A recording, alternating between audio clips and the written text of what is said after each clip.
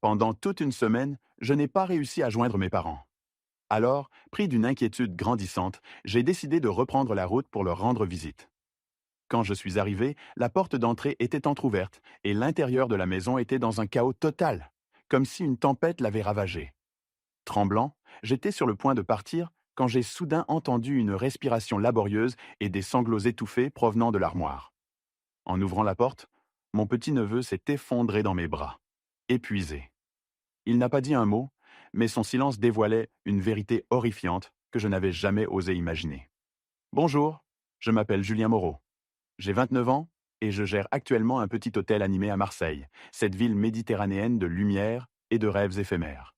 De l'extérieur, ma vie semble stable, un bon travail, un appartement bien tenu et un emploi du temps chargé qui m'empêche de trop réfléchir.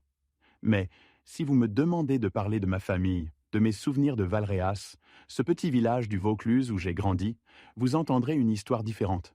Une histoire remplie de fissures, de douleurs persistantes et d'un amour que je peine à exprimer. Je suis né et j'ai grandi à Valréas, un petit bourg niché entre les collines de Provence où tout le monde se connaît et où la vie avance à un rythme lent, presque immuable. Mon père, Henri, et ma mère, Claire, étaient des gens typiques du village. Travailleurs, simples et mettant toujours la famille en premier. Ils tenaient une petite épicerie sur la rue principale, où, enfant, je m'habituais à me tenir derrière le comptoir pour mettre les courses dans des sacs ou ranger des boîtes de conserve sur les étagères. C'était un commerce modeste, usé par le temps, avec une enseigne en bois délavé et cette odeur de pain frais, mélangée au parfum moisi du plancher ancien. J'aimais cet endroit, non pas parce qu'il était spécial, mais parce que c'était tout mon univers à l'époque. Notre maison familiale se trouvait à quelques rues de l'épicerie. Une bâtisse à 2 étages avec une cour envahie de mauvaises herbes et un vieux chêne que j'escaladais chaque été. C'est là que j'ai grandi, que j'ai appris à faire mes lacets, que j'ai entendu les berceuses de ma mère et que j'ai vu à la fois les sourires et les larmes de mes parents. Mais si vous pensez que nous étions une famille parfaitement heureuse, vous vous trompez. Malgré des moments de chaleur, notre famille était toujours dominée par une présence écrasante. L'ombre nommée Matisse, mon frère cadet. Matisse avait 5 ans de moins que moi. Mais dès son plus jeune âge, il était le centre d'attention de notre foyer. Ma mère l'appelait son petit prince, avec ses cheveux bouclés et ses yeux pétillants. Matisse avait un sourire capable de faire fondre n'importe qui, et mes parents, surtout ma mère, ne pouvaient pas lui résister. Ils le gâtaient, lui donnant tout ce qu'il voulait. Des jouets neufs, de beaux vêtements, ou le pardon pour ses bêtises. Pendant ce temps, en tant que fils aîné, on attendait de moi que je sois mature et responsable, tandis que Matisse pouvait vivre sans souci, comme si ses erreurs n'étaient que des farces innocentes. Je ne reproche rien à mes parents. Je sais qu'ils nous aimaient tous les deux, simplement de manière différente. Je me souviens des soirées à l'épicerie où je restais pour nettoyer pendant que Matisse partait manger une glace avec maman. Ou des fois où je me faisais gronder pour avoir cassé un verre alors que Matisse pouvait renverser un plateau entier de pâtisserie et n'avoir droit qu'à une tape affectueuse sur la tête. Ces petites choses accumulées au fil des années ont fait que Matisse et moi avons grandi comme 2 lignes parallèles, vivant sous le même toit, mais ne se rejoignant jamais vraiment. Quand j'ai eu 18 ans, j'ai quitté Valréas pour étudier à Marseille. Pour la première fois, j'avais l'impression de pouvoir respirer, de vivre pour moi-même. J'ai étudié la gestion hôtelière, décroché un bon poste dans un hôtel, et j'ai lentement construit une nouvelle vie. Mais chaque fois que je retournais à Valréas, je sentais une lourdeur dans l'air. Matisse, désormais adolescent, changeait. Le sourire angélique de son enfance était maintenant teinté de défiance et d'insouciance. Il a commencé à sécher les cours, à traîner avec de mauvaises fréquentations. Puis, comme une tempête inévitable, il s'est laissé happer par les jeux d'argent. Les jeux d'argent en France ne sont pas rares. Il y a des PMU partout, des machines à sous dans les bars tabac et bien sûr les grands casinos. Mais pour Matisse, ce n'était pas qu'un passe-temps. C'était une addiction. Je me souviens de la première fois où ma mère m'a appelé, la voix tremblante, pour me dire que Matisse avait volé de l'argent dans la caisse de l'épicerie pour jouer. Je suis rentré en voiture ce soir-là pour trouver mon père assis silencieusement dans son fauteuil et ma mère en sanglots dans la cuisine. Matisse, lui, a simplement haussé les épaules en disant « Je rembourserai, c'est pas grave ». Mais je savais qu'il ne le ferait pas. Il ne l'a jamais fait. Les dettes s'accumulaient et Matisse s'enfonçait de plus en plus. Il a épousé une femme nommée Chloé, quelqu'un dont je pensais qu'elle pourrait le sortir de l'abîme. Mais leur mariage a duré moins de 2 ans. Chloé est partie, laissant Mathis seul avec leur jeune fils Lucas, qui n'avait que 3 ans à l'époque. Au lieu d'assumer la responsabilité de s'occuper de son fils, Mathis l'a abandonné, laissant Lucas chez mes parents, tandis qu'il dérivait comme une bourrasque de vent, se montrant de temps en temps pour réclamer de l'argent, causer des ennuis, puis disparaître à nouveau. Lucas, maintenant âgé de 6 ans, est la seule chose qui apporte encore un peu de lumière à notre famille. Chaque fois que je visite Valréas, je passe du temps avec lui racontant des histoires, ou simplement assis ensemble sur le perron, regardant les voitures passer. Lucas a les yeux de Mathis quand il était jeune, mais bien plus innocent et pur. Il m'appelle Tonton Jules et me serre fort dans ses bras chaque fois que je m'apprête à partir. Mais même Lucas ne peut effacer la distance grandissante entre moi et mes parents. Notre relation s'est fracturée depuis longtemps. Ce n'est pas que je ne les aime pas, je les aime profondément. Mais leur favoritisme envers Mathis et les fardeaux qu'il m'imposait chaque fois qu'il faisait une bêtise m'ont épuisé.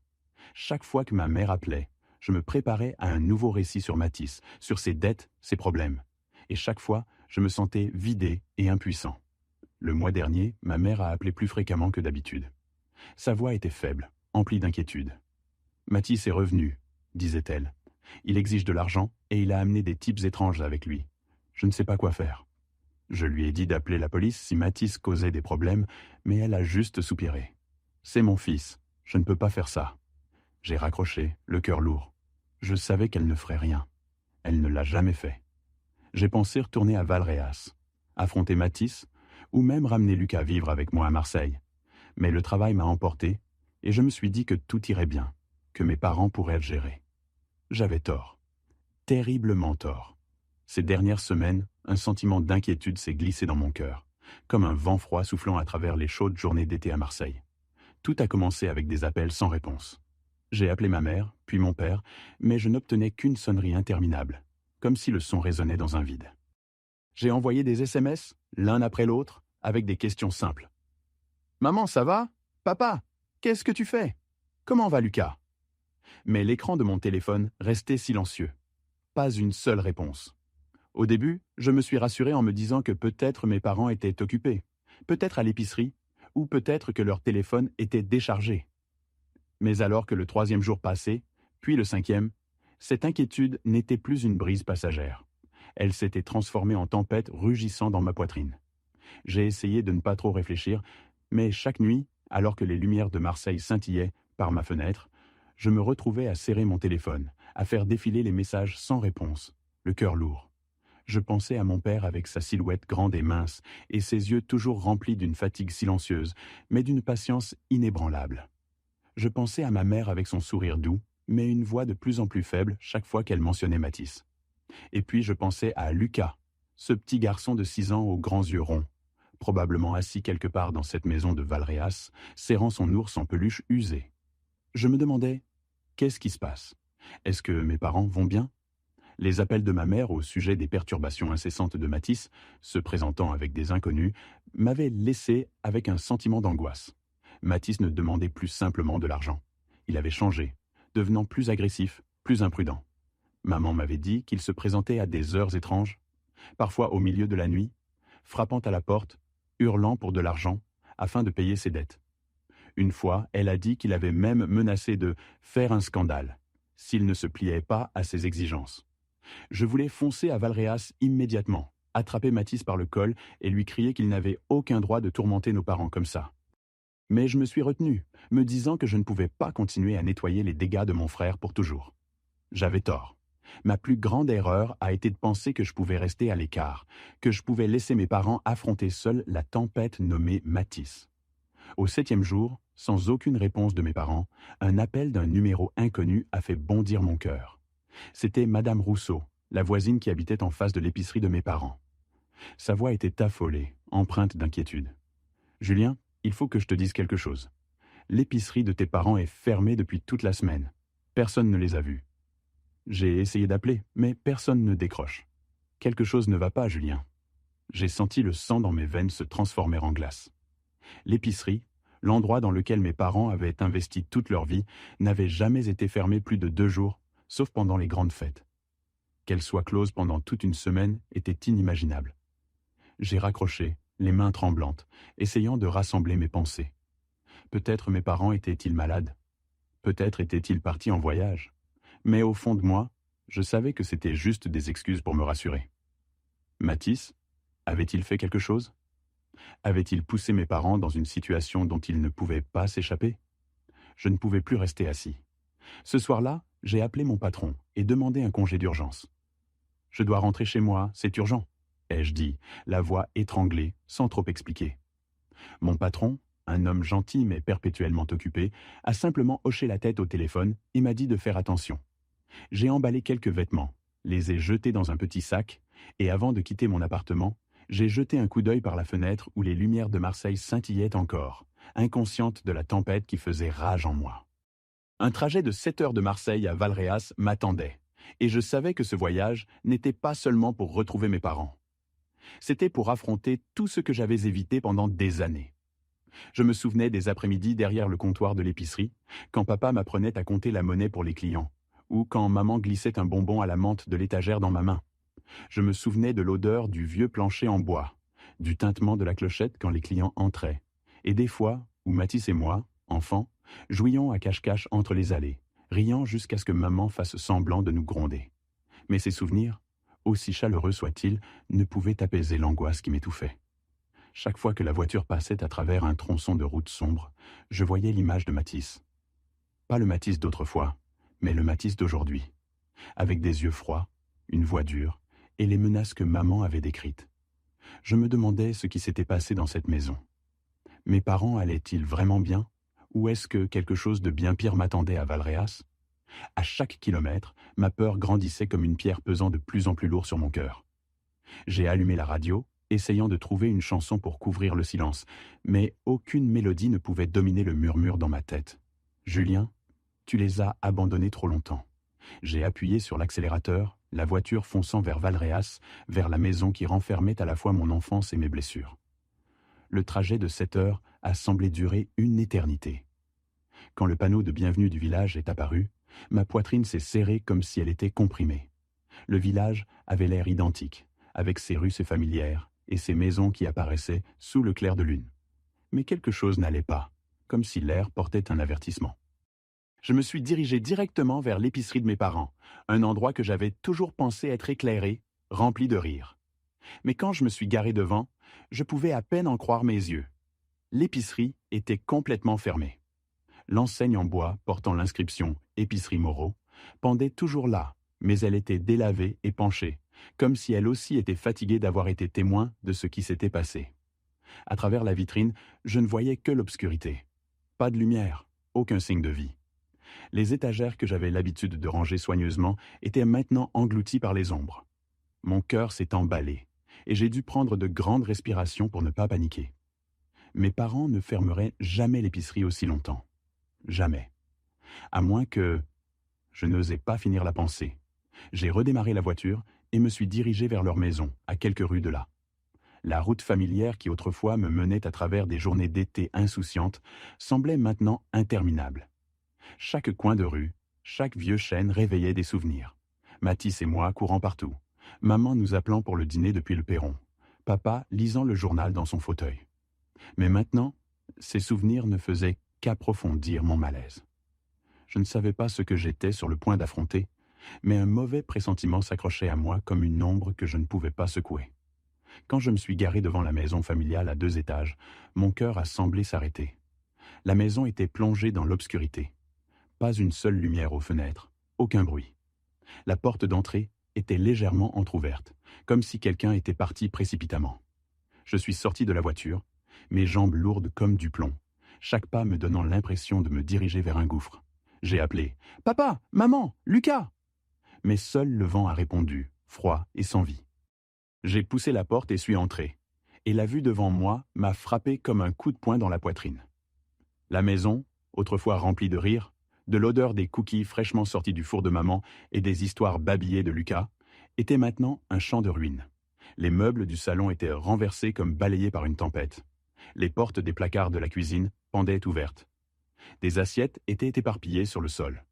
Certaines tasses brisées en fragments tranchants. Une longue fissure traversait le mur, comme si quelque chose avait été projeté contre lui. Une chaise en bois, celle que papa avait fièrement construite lui-même, gisait cassée, une patte manquante. Tout criait le chaos, comme si la maison avait été témoin d'une bataille.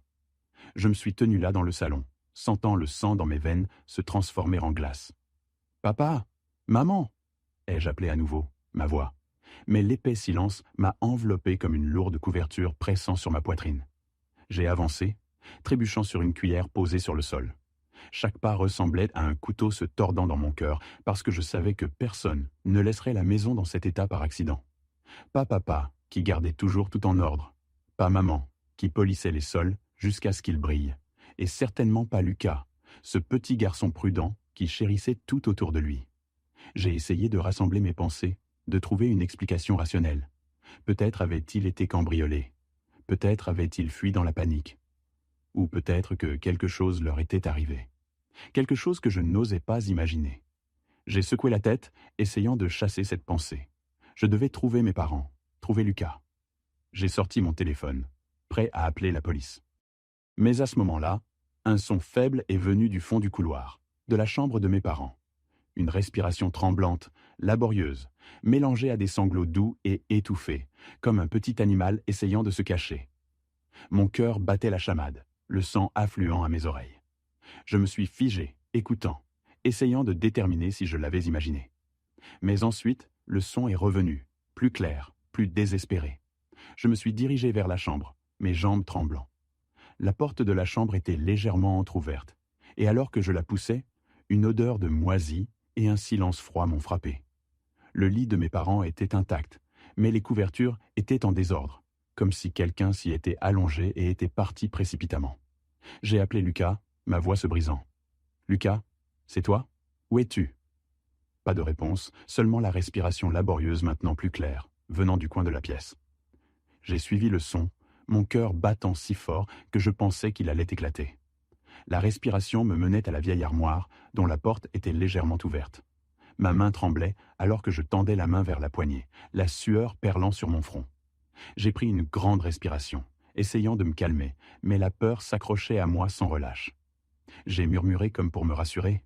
« Ça va aller, Julien, ouvre juste la porte. » Mais, au fond de moi, je savais que rien n'allait. La porte de l'armoire a grincé brusquement, alors que je la tirais. Le bruit traversant le silence de la pièce. L'obscurité à l'intérieur avalait la faible lumière venant du couloir.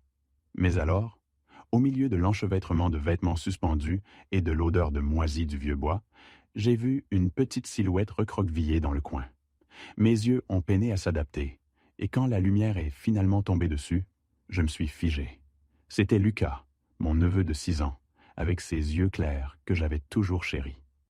Mais maintenant, il n'était plus le Lucas que je connaissais. Il était assis, recroquevillé, serrant son ours en peluche déchiré, celui que ma mère lui avait donné quand il était bébé. Ses vêtements étaient froissés et sales, comme s'il les portait depuis une semaine. Ses cheveux étaient emmêlés, collés à son front, et son visage était émacié et pâle, comme si la faim avait drainé la vie de lui. Mais ce qui a brisé mon cœur, c'était ses yeux, rouges, grands ouverts, brillants d'une peur que je n'avais jamais vue chez un enfant. Il ne pleurait pas bruyamment, juste des sanglots doux et étouffés, comme s'il avait tellement pleuré qu'il n'avait plus de force. « Lucas » ai-je appelé, ma voix se brisant, à peine reconnaissable pour moi-même. Je me suis agenouillé, tendant la main pour le toucher, mais il a tressailli, se recroquevillant plus profondément dans le coin, comme si j'étais une menace. L'ours en peluche était serré si fort que je craignais qu'il ne se déchire. « Lucas, c'est tonton Jules. Tu es en sécurité maintenant ?» ai-je dit, ma voix tremblante, essayant de rester calme, même si mon cœur criait. Mais Lucas n'a pas répondu. Il m'a juste regardé, ses yeux paniqués, cherchant quelque chose à quoi se fier, quelque chose à retenir. Lentement, j'ai tendu la main à nouveau, touchant doucement son épaule. Cette fois, il ne s'est pas éloigné, mais son corps tremblait violemment comme une feuille sèche dans un vent froid. « Bonhomme, qu'est-ce qui s'est passé? Où sont mamie et papy ?» ai-je demandé, ma voix s'étranglant, luttant contre les larmes. J'avais besoin de savoir. J'avais besoin de comprendre pourquoi la maison était en ruine, pourquoi mes parents n'étaient pas là, et pourquoi Lucas se cachait dans une armoire comme un animal blessé. Mais Lucas n'a rien dit. Il a juste fixé, ses yeux rouges grands ouverts. Et puis, comme si son dernier peu de force s'était épuisé, Il s'est effondré dans mes bras. Son petit corps semblait sans poids, si frêle que j'avais peur qu'un câlin serré ne le brise. Je l'ai tenu contre moi, sentant ses respirations rapides contre mon épaule. Et à ce moment-là, une douleur plus profonde que tout ce que j'avais jamais connu m'a submergé. Ce garçon, mon neveu bien-aimé, avait enduré quelque chose d'horrible. Et moi, celui qui aurait dû le protéger, je n'avais pas été là quand il avait le plus besoin de moi. J'ai soulevé Lucas, son corps mou dans mes bras. Ça va aller. Je suis là maintenant, ai-je murmuré, ne sachant pas si je le réconfortais ou si c'était pour moi. J'ai balayé la pièce du regard, espérant tout signe de mes parents. Une note, un indice, n'importe quoi. Mais il n'y avait que le silence et le chaos. La maison, autrefois mon sanctuaire, ressemblait maintenant à un champ de bataille abandonné. Je ne pouvais pas rester plus longtemps. Lucas avait besoin d'aide et je devais le sortir de cet endroit. Je l'ai porté jusqu'à la voiture, l'ai allongé sur le siège arrière et l'ai enveloppé dans une fine couverture que j'ai trouvée sur le canapé. Ses yeux étaient fermés, sa poitrine se soulevant et s'abaissant faiblement comme s'il s'accrochait à la vie. J'ai sauté sur le siège du conducteur, démarré la voiture et foncé vers l'hôpital le plus proche, mon cœur battant comme s'il allait éclater. Les 10 minutes de trajet jusqu'à l'hôpital ont semblé durer un siècle. Je n'arrêtais pas de jeter un coup d'œil à Lucas dans le rétroviseur, terrifié qu'il ne glisse complètement. « Tiens bon, bonhomme !» ai-je murmuré, ma voix se brisant. « Je ne laisserai rien t'arriver !» Mais dans mon esprit, des questions tourbillonnaient comme des lames tranchantes. Où étaient mes parents? Qu'était-il arrivé dans cette maison? Quand je me suis garé aux urgences, j'ai pratiquement crié aux infirmières « Aidez-moi, mon neveu, il ne va pas bien !» Une équipe de médecins et d'infirmières s'est précipitée, roulant un brancard jusqu'à la voiture. Ils ont doucement soulevé Lucas dessus, et je suis resté là, impuissant, alors qu'ils l'emportaient à l'intérieur. Une infirmière, ses yeux remplis de préoccupation mais professionnelle, m'a posé des questions sur l'état de Lucas. Mais je ne pouvais que secouer la tête, incapable de répondre clairement. Je ne sais pas. Je l'ai juste trouvé dans une armoire. Il n'a rien dit. S'il vous plaît, sauvez-le. Dans la salle des urgences, les médecins ont travaillé rapidement. Ils ont branché Lucas à une perfusion intraveineuse, vérifié son rythme cardiaque et mesuré sa tension artérielle pendant que je me tenais dans le couloir, regardant à travers la petite fenêtre de la porte. Lucas était allongé là, si petit et fragile, comme un oiseau aux ailes brisées. Un médecin est sorti, son visage grave. Le garçon est gravement déshydraté et malnutri, probablement suite à des jours sans nourriture ni eau, a-t-il dit. Il souffre également d'un traumatisme psychologique important. Nous le garderons ici en observation, mais pouvez-vous nous dire quoi que ce soit sur ce qui s'est passé? J'ai secoué la tête, submergé par l'impuissance. Je ne sais pas, ai-je murmuré. Je suis juste rentré chez moi, et je l'ai trouvé comme ça. Mais au fond de moi, je savais que je ne pouvais pas m'arrêter là. Lucas avait survécu, mais qu'en était-il de mes parents? La maison ravagée, les signes de violence, le silence inquiétant. J'ai serré mes poings, la colère et la douleur surgissant comme un feu.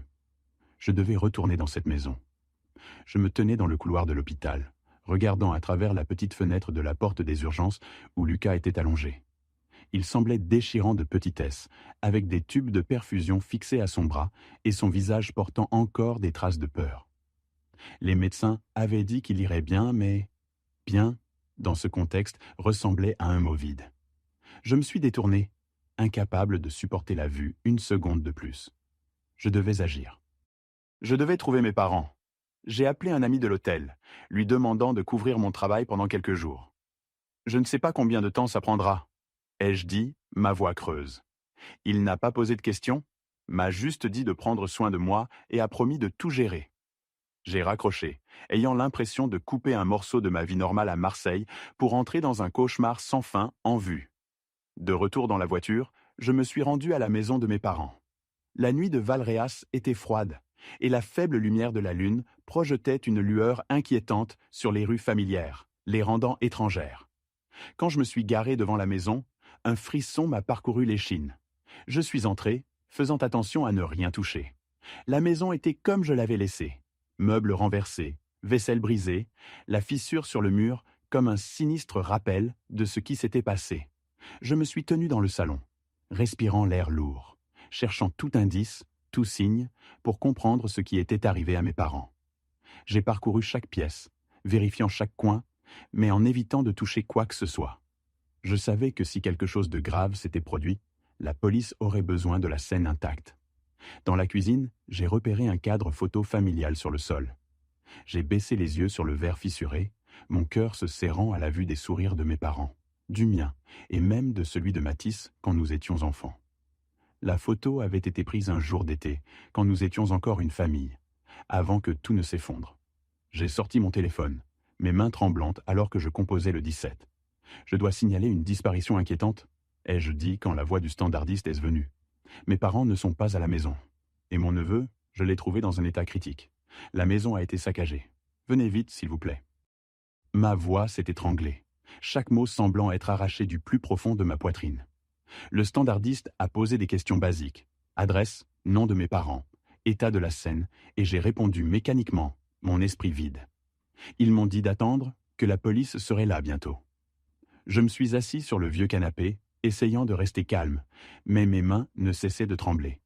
J'ai balayé la pièce du regard, désespéré de trouver un indice. La veste de mon père pendait au porte-manteau, mais ses poches étaient vides. Dans la cuisine, une tasse de café froid était posée sur la table, comme si papa l'avait laissée à mi-gorgée. Tout dans la maison semblait raconter une histoire, mais je ne pouvais pas déchiffrer ce qu'elle disait. 15 minutes plus tard, les lumières rouges et bleues d'une voiture de patrouille ont clignoté dehors, illuminant la rue tranquille. J'ai entendu la voiture s'arrêter, le bruit de pas pressés, puis la porte s'est ouverte brusquement. 3 agents sont entrés, suivis d'un homme en civil, probablement un enquêteur. « Vous êtes celui qui a appelé, Julien Moreau ?» L'homme a demandé, sa voix basse et stable. J'ai hoché la tête, me levant, essayant de garder ma voix de trembler. « Je suis le capitaine Renard.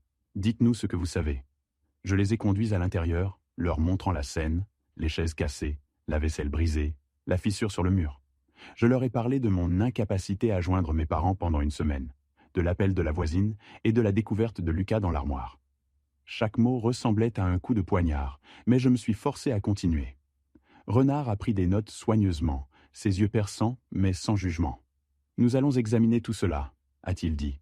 « Mais d'abord, nous devons sécuriser la scène. » Les agents ont commencé à délimiter la maison avec du ruban jaune, empêchant quiconque de s'approcher de trop près.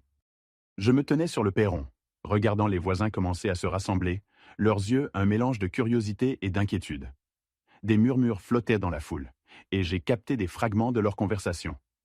J'ai entendu des disputes la semaine dernière. Une femme âgée, Madame Dubois, a dit à un agent. Des cris forts venant de l'intérieur de la maison. Je pensais que c'était Henri et Claire qui se disputaient avec quelqu'un. Un autre homme, Monsieur Lefebvre, a renchéri. J'ai vu Mathis par ici plusieurs fois. Il était avec des types à l'air louche. Une fois, je les ai vus debout devant l'épicerie, comme s'ils surveillaient quelque chose. Chaque mot me frappait comme un marteau dans la poitrine. J'étais à la fois furieux et désespéré. Mathis. Son nom revenait sans cesse comme un refrain dans une chanson tragique. Je voulais crier, exiger des réponses de chaque voisin sur ce qu'ils avaient vu ou entendu, mais je savais que je devais rester calme. La police avait besoin que je garde la tête froide, et Lucas avait besoin que je sois fort. Pourtant, au fond de moi, une peur grandissait comme une bête grondante. Si Mathis était impliqué, s'il avait fait quelque chose à mes parents, je ne savais pas comment j'affronterais cette vérité. Renard m'a appelé, posant plus de questions sur Mathis, où il allait habituellement, ses habitudes, tout ce qui pourrait aider. Je lui ai dit tout ce que je savais, bien que chaque mot ressemble à frotter du sel dans une blessure. Il est accro au jeu d'argent, ai-je dit. Il se présente pour demander de l'argent, ma mère. Elle lui a toujours pardonné, peu importe combien il lui faisait mal. Renard a hoché la tête, ses yeux fixés sur son carnet. « Nous allons commencer à examiner cette piste, » a-t-il dit. « Mais vous devriez vous préparer. Ce n'est peut-être pas un simple cas de disparition. » Ces mots m'ont fait frissonner. Je voulais croire que mes parents allaient bien, qu'ils étaient simplement partis quelque part, que tout cela n'était qu'un malentendu. Mais au fond de moi, je savais que la vérité attendait et qu'elle ne serait pas facile. Je me suis détourné, me dirigeant vers l'hôpital où se trouvait Lucas. Je devais être avec lui. Je me suis précipité à l'hôpital, me dirigeant directement au chevet de Lucas. Les médecins l'avaient traité avec des perfusions intraveineuses pendant des heures, et maintenant, il avait l'air légèrement mieux.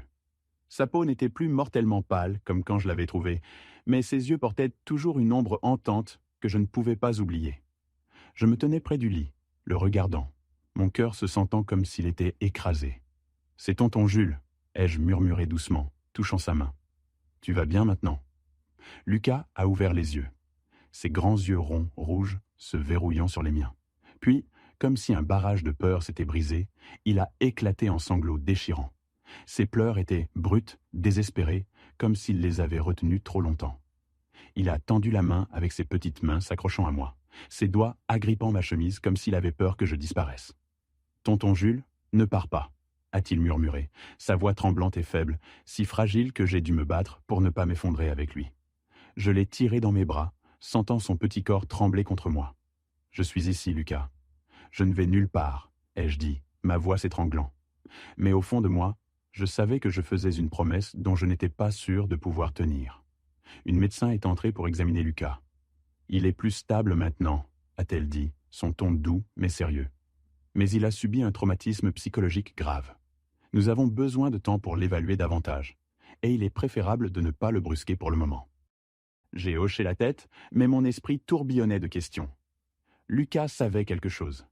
Il avait été dans cette maison, avait vu quelque chose, et bien que je ne veuille pas le pousser, j'avais besoin de la vérité. Le capitaine Renard est arrivé à l'hôpital peu après, accompagné d'une femme policière dont les yeux étaient gentils mais prudents. Ils m'ont posé quelques brèves questions sur l'état de Lucas, puis ont demandé à lui parler. « Nous serons aussi doux que possible, » a dit Renard. « Je sais que ce n'est pas le meilleur moment, mais tout ce que le garçon peut nous dire pourrait aider à retrouver vos parents. » J'ai regardé Lucas, toujours accroché à moi, et j'ai eu l'impression de me tenir à un carrefour dangereux. Je ne voulais pas qu'il revive ce qui s'était passé. Mais je savais aussi que c'était le seul moyen de retrouver mes parents. « Lucas », ai-je dit, m'agenouillant près du lit, gardant ma voix aussi douce que possible. « Tu peux aider tonton Jules un peu? Ces personnes sont des policiers, et ils veulent retrouver mamie et papy. Tu peux nous dire ce qui s'est passé ?» Lucas a secoué la tête frénétiquement, ses yeux écarquillés de peur. Il serrait son ours en peluche fermement, comme si c'était son dernier bouclier. « Non, je ne veux pas, » a-t-il murmuré, sa voix tremblante. Je l'ai serré dans mes bras, le laissant reposer sa tête sur mon épaule. « Je suis ici, Lucas. Tu n'as pas à avoir peur. Dis-nous juste ce dont tu te souviens, d'accord? Je ne laisserai personne te faire du mal. » Je pouvais sentir sa respiration rapide. Et à ce moment-là, je ne voulais rien de plus que de l'emmener loin de toute cette douleur. Mais je ne pouvais pas. J'avais besoin de la vérité, peu importe à quel point elle serait brutale. Après quelques minutes de mes assurances, Lucas a commencé à parler, sa voix hésitante et ponctuée de sanglots. « Papa. Papa est venu à la maison, » a-t-il murmuré, et mon cœur a semblé s'arrêter. Papa est venu avec d'autres personnes. Il criait. Mamie et papy criaient aussi. Lucas a fait une pause, ses yeux écarquillés, comme s'il revivait le moment. J'ai tenu sa main, essayant de garder ma voix stable. « Continue, bonhomme. Qu'est-ce qu'ils ont fait ?» Lucas a tremblé, des larmes coulant sur ses joues. « Papa, il était vraiment en colère. Il criait, disait à mamie et papy de lui donner de l'argent, mais ils ne voulèrent pas. Puis il y a eu un grand crash. Des choses se sont cassées. Il s'est arrêté, serrant l'ours en peluche, son corps tremblant violemment. J'avais peur. J'ai couru vers l'armoire, je me suis caché. Sa voix s'est estompée, comme s'il sombrait dans un souvenir trop lourd à porter. J'ai entendu mamie et papy crier. Puis tout est devenu silencieux. J'ai senti le sang dans mes veines se transformer en glace. J'ai tenu Lucas serré, luttant contre les larmes, mais à l'intérieur, une tempête faisait rage. Mathis, il était là. Il s'est battu avec nos parents, et les sons que Lucas a entendus, je n'osais pas penser plus loin. Renard et la femme policière ont pris des notes rapidement, leurs expressions se durcissant. « Te souviens-tu de quoi que ce soit sur les personnes avec ton papa ?» a demandé l'agent, sa voix douce mais prudente. Lucas a secoué la tête, des larmes jaillissant à nouveau. « Je ne sais pas. Ils étaient beaux grands. Ils faisaient peur, couverts de tatouages. » Il a éclaté en sanglots déchirants, s'accrochant à moi, et je savais qu'il ne pouvait plus en dire davantage. J'ai fait signe à Renard, et il a hoché la tête, se levant. « Merci, Lucas, » a-t-il dit. « Tu es un garçon courageux. Nous avons assez pour commencer l'enquête. Et Mathis sera notre suspect principal. » La médecin est intervenue doucement, demandant à tout le monde de partir pour que Lucas puisse se reposer. « Le garçon a besoin de temps, » a-t-elle dit. « Il a traversé trop de choses. » J'ai hoché la tête, mais à l'intérieur, je voulais crier. « Mathis, mon frère, qu'avait-il fait? Dans quoi avait-il entraîné nos parents? Et Lucas, un enfant innocent, avait tout vu. Je me suis assis près du lit de Lucas, tenant sa main jusqu'à ce qu'il s'endorme, sa respiration enfin stable. Mais je ne pouvais pas me reposer. Les mots de Lucas étaient comme une pièce de puzzle tranchante, confirmant mes pires craintes. Mathis n'avait pas seulement causé des ennuis, il avait peut-être fait quelque chose d'impardonnable. Le capitaine Renard m'a appelé le lendemain matin, sa voix basse et résolue. Nous avons désigné Mathis comme suspect principal sur la base de la déclaration de Lucas, a-t-il dit. Nous lançons une chasse à l'homme et vérifions tous les endroits où il pourrait se montrer. Avez-vous plus d'informations sur les habitudes de votre frère? J'ai raconté ce que je savais. Les casinos que Mathis fréquentait, les bars miteux où il buvait. Chaque mot ressemblait à un coup de poignard. Mais je ne pouvais pas m'arrêter. La police a agi rapidement. Ils se sont rendus à la chambre de motel miteux que Mathis louait à la périphérie de Valréas. Mais quand Renard a appelé avec une mise à jour, sa voix était lourde de frustration. La chambre était vide, a-t-il dit. Des ordures éparpillées partout, des vêtements dispersés, comme s'il était parti précipitamment. Nous collectons des empreintes digitales et tous les indices que nous pouvons trouver. J'ai imaginé la chambre. Un désordre chaotique empestant l'alcool et les cigarettes. Un reflet de la personne qu'était devenue Mathis. Il s'était enfui. Il savait ce qu'il avait fait, et il essayait de s'échapper. Pendant ce temps, je restais assis au chevet de Lucas, le regardant dormir, son visage encore marqué par la peur. Le médecin avait dit qu'il avait besoin de temps pour récupérer, mais chaque fois qu'il sursautait dans son sommeil, marmonnant des mots incohérents, c'était comme si quelqu'un serrait mon cœur. Je lui caressais les cheveux, murmurant « Je suis là, Lucas. Tout va bien se passer. » Mais je n'étais pas sûr si je le réconfortais ou si c'était pour moi. La vérité était que je ne savais pas si les choses iraient jamais bien à nouveau. La police a continué à suivre la piste de Mathis. Ils ont visité les casinos et les bars de Valréas où il était un habitué. Un barman, au clou rouillé, a dit à Renard que Mathis s'était présenté il y a quelques jours, affolé, descendant des verres et marmonnant qu'il avait besoin d'argent rapidement.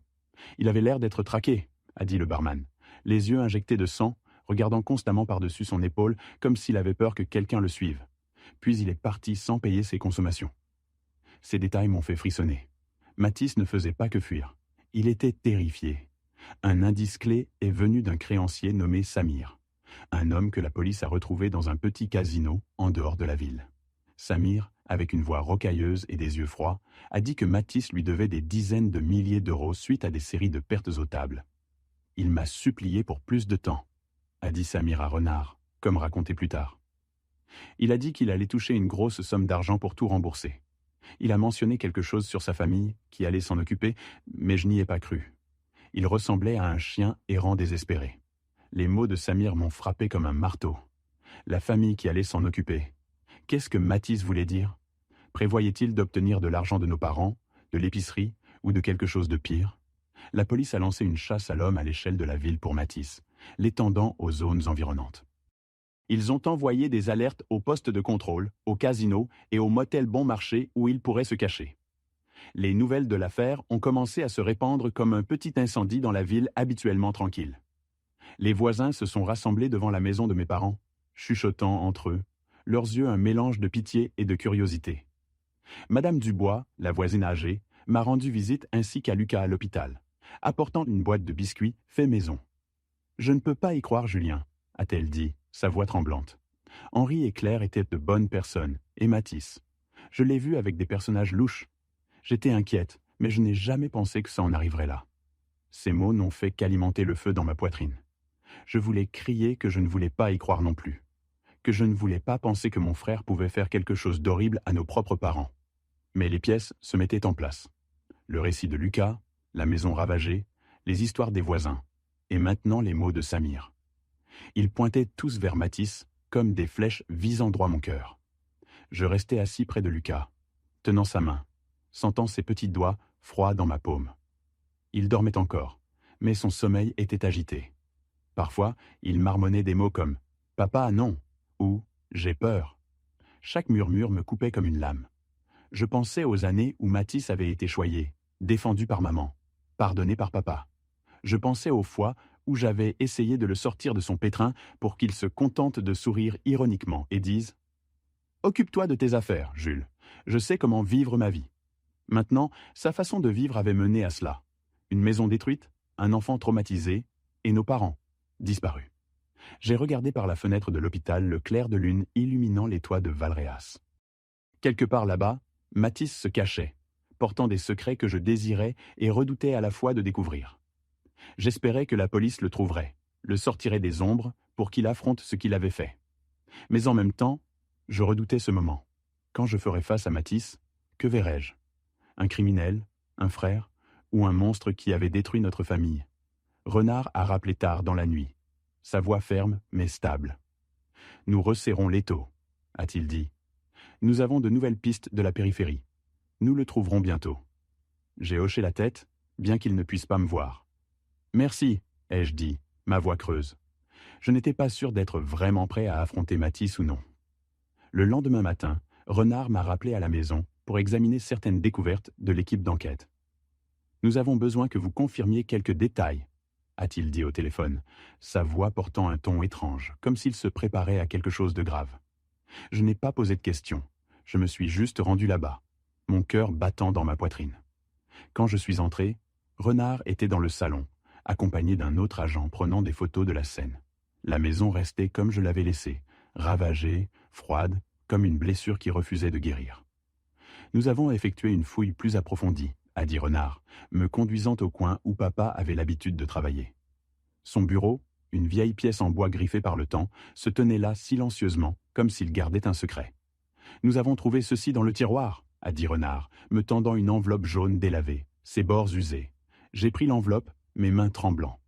Mon nom était griffonné dessus de l'écriture de papa, une écriture que je reconnaîtrais n'importe où. Julien, était-il écrit? Et juste en le voyant, un frisson m'a parcouru l'échine. J'ai ouvert l'enveloppe, en sortant une feuille de papier pliée, l'écriture tremblante, comme si elle avait été écrite dans la panique ou la peur. J'ai pris une grande respiration, essayant de me préparer, mais rien ne pouvait me préparer à ce que j'étais sur le point de lire. Julien, notre fils, commençait la lettre. Si tu lis ceci, les choses ont probablement été trop loin. Nous sommes désolés pour tout. Nous avions tort. Tellement tort de laisser Mathis devenir ce qu'il est. Nous l'avons aimé, mais nous l'avons trop gâté, le laissant devenir un homme égoïste et brisé.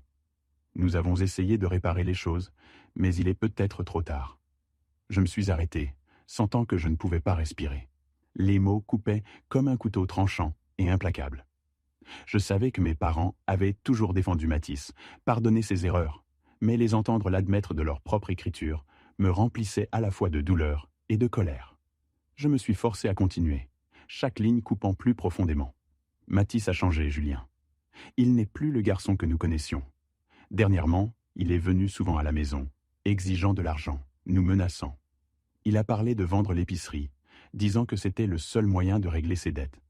Nous avons refusé, mais il n'a pas arrêté. Il a amené des inconnus, des hommes aux yeux froids. Nous vivons dans la peur, Julien. Nous avons peur du jour où les choses iront trop loin. Des larmes ont jailli, brouillant les mots.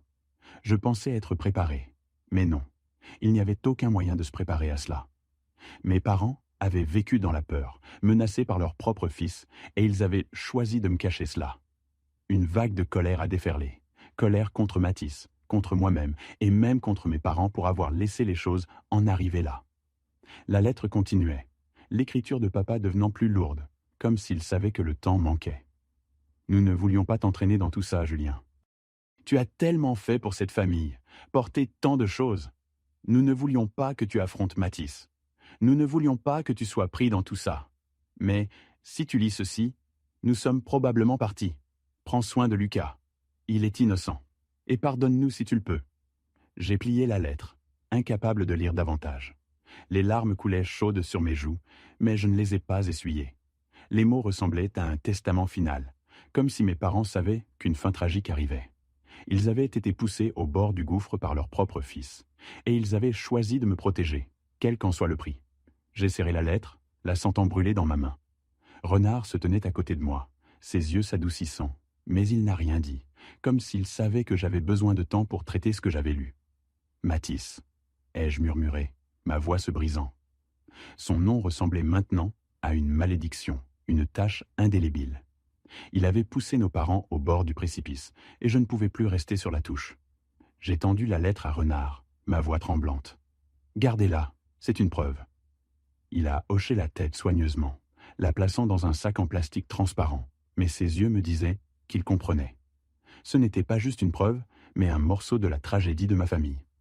Je suis retourné à l'hôpital, juste après, incapable de supporter une seconde de plus dans cette maison. Lucas dormait encore, son visage moins pâle maintenant. Les mots de la lettre résonnaient dans mon esprit, chacun d'eux un rappel des erreurs de mes parents et des miennes. Je les avais laissés seuls trop longtemps, pensant que la distance me protégerait du chaos de Mathis. Mais maintenant, je ne pouvais plus fuir. Mathis avait détruit notre famille, et je devais l'affronter, peu importe à quel point la vérité serait brutale. 3 jours plus tard, mon téléphone a vibré. C'était Renard.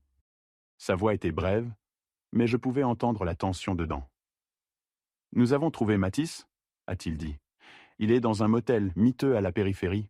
Nous l'avons placé en garde à vue. Voulez-vous venir au commissariat ?»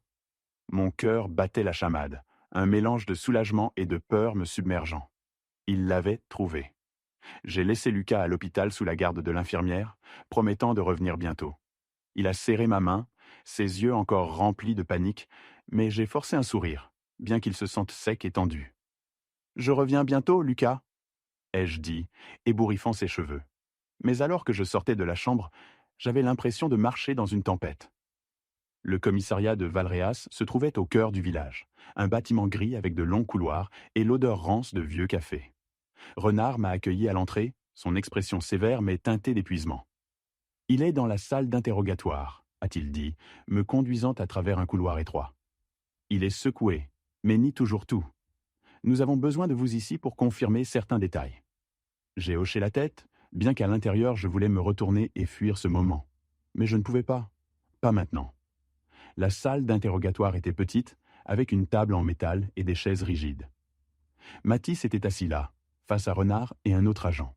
Je me tenais derrière la vitre sans teint, le regardant à travers la vitre froide. Il avait l'air hagard, une ombre de lui-même. Ses cheveux étaient ébouriffés, sa chemise froissée et ses yeux injectés de sang suggérant des jours sans sommeil. Dans sa main se trouvait un petit sac contenant de l'argent liquide et de fausses pièces d'identité, des signes clairs qu'il avait prévu de fuir. Mais ce qui m'a glacé, c'était ses yeux, paniqués mais toujours provocateurs, comme s'il pensait qu'il pouvait encore s'échapper. Renard a commencé l'interrogatoire, sa voix calme mais tranchante.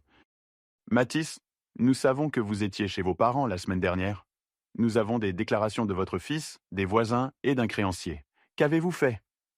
Mathis a gardé la tête baissée, ses mains serrées fermement, mais sa bouche est restée têtue. « Je suis juste venu demander de l'argent » a-t-il dit, sa voix.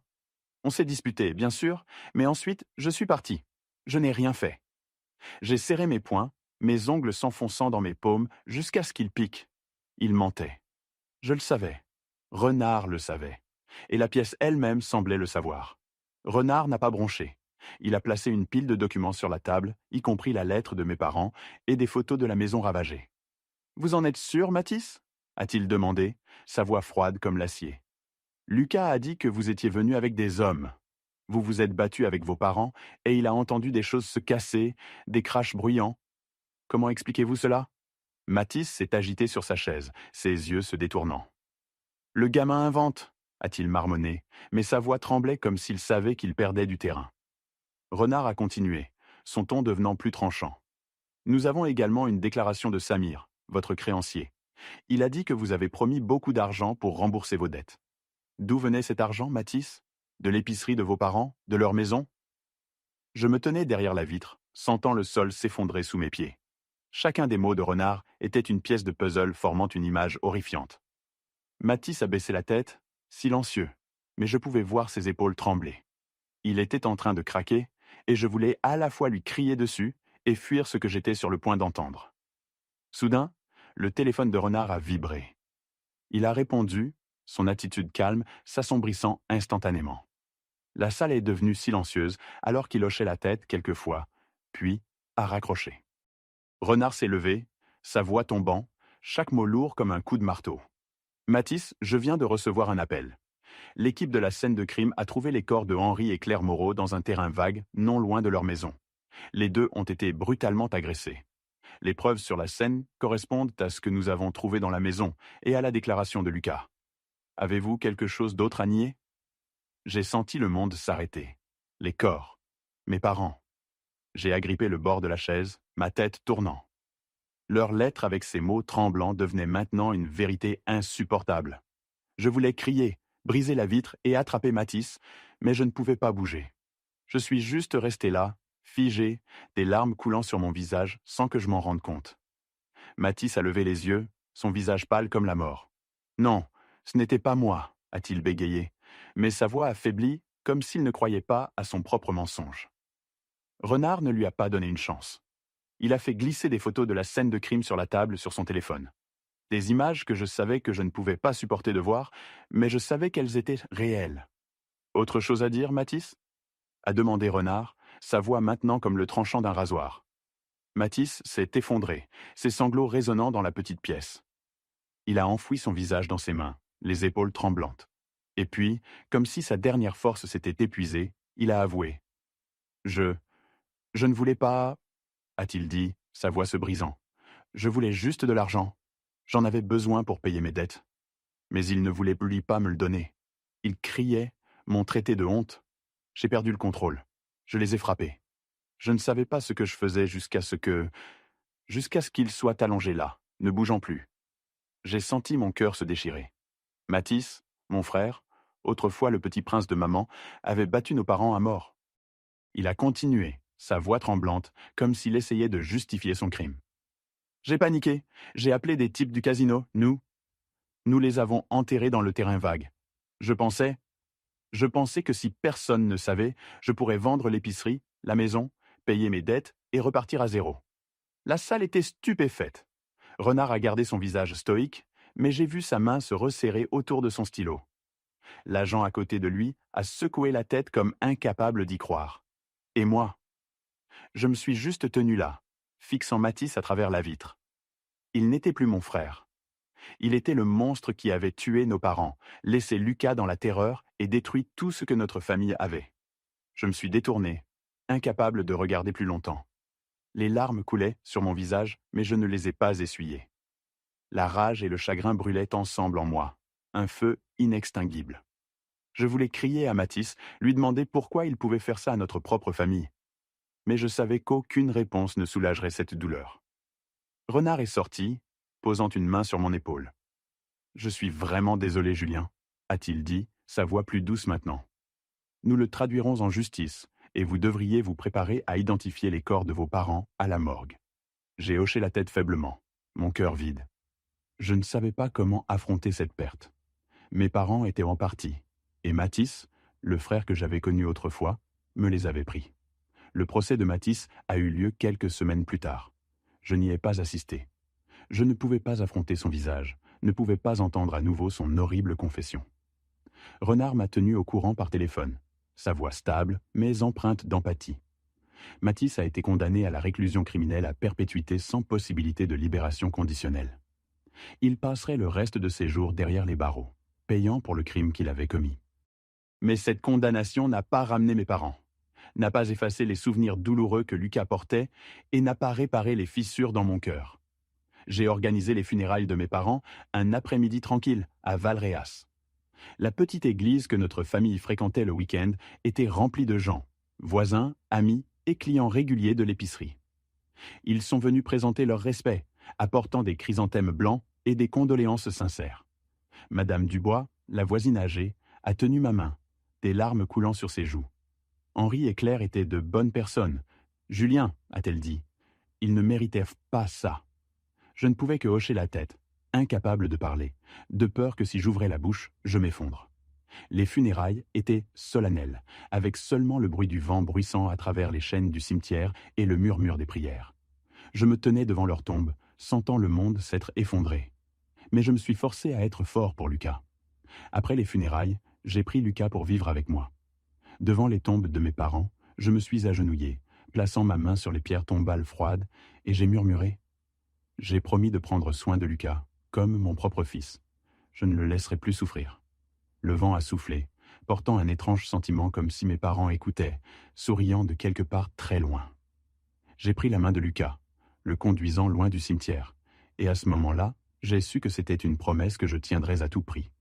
Les premiers jours à Marseille n'ont pas été faciles. Lucas était encore hanté par ce qui s'était passé. Il se réveillait en pleurant chaque nuit, appelant ses grands-parents. Je le tenais serré, chantant les berceuses que maman chantait, bien que ma voix se brise avec des larmes. « Je suis là, Lucas, » murmurai-je.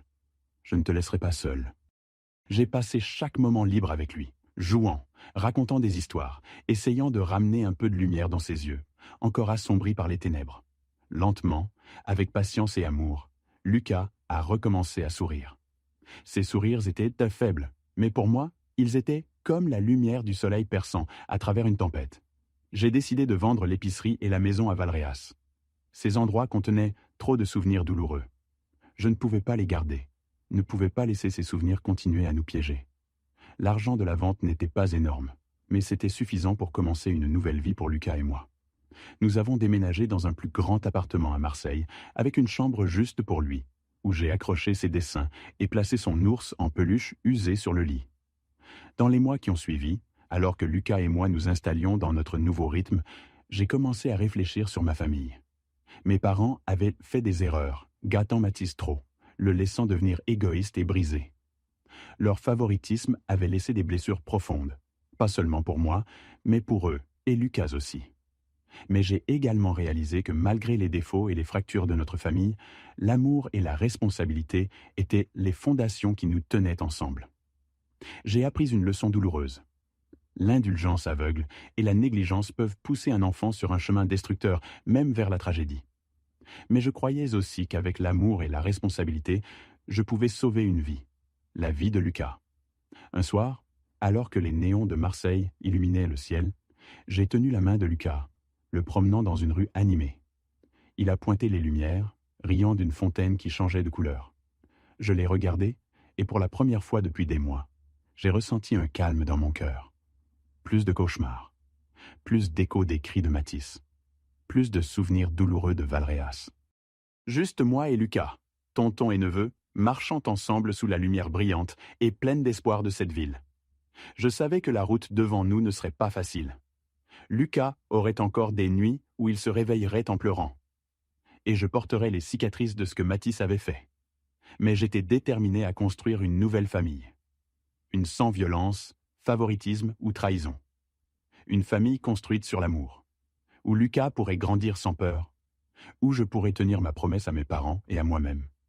Alors que nous nous sommes arrêtés près d'une fontaine, Lucas a levé les yeux vers moi, ses yeux scintillants. « Tonton Jules, je peux rester avec toi pour toujours ?» a-t-il demandé, sa voix petite mais pleine d'espoir. Je me suis agenouillé, les serré dans mes bras et ai souri, bien que des larmes aient jailli dans mes yeux.